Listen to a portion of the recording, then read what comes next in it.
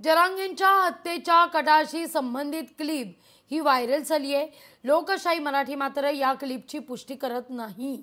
संशयित आरोपी कांचन साळवी आणि अमोल खुणेची क्लिप व्हायरल आहे।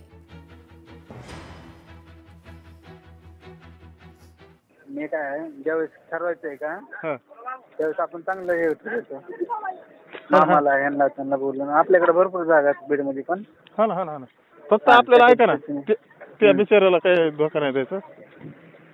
अहो पाटील तसं कमी करलं नाही ते समोर नाही ते समोर नाही येत ते समोर नको म्हणतोय मला।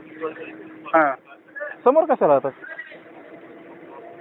ज्यावेळेस आपल्या विषय करायचा त्यावेळेस समोर यावं लागेल ज्यावेळेस विषय करायचा त्यावेळेस हा ते डायरेक्ट साहेब आता कशाला आता त्याला बोलायचं नाही डायरेक्ट सगळं झालं का हा सगळं झाल्याच्या नंतर त्याला बोलायचं डायरेक्ट हा आपल्याला काही अडचण नाही।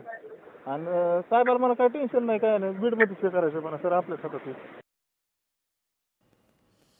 या सगळ्या संदर्भात जरांगे पाटील यांनी काय वक्तव्य केलंय पाहूया आपण।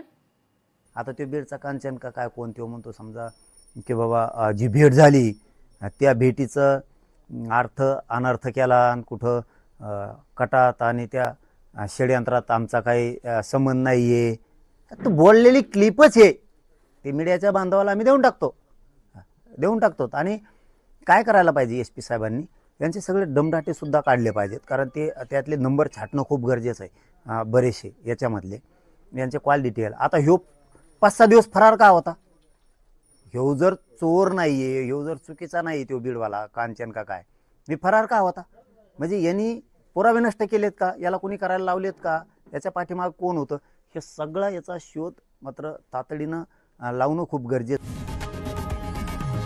लोकशाही मराठी ऐका पहा जागरूक रहा।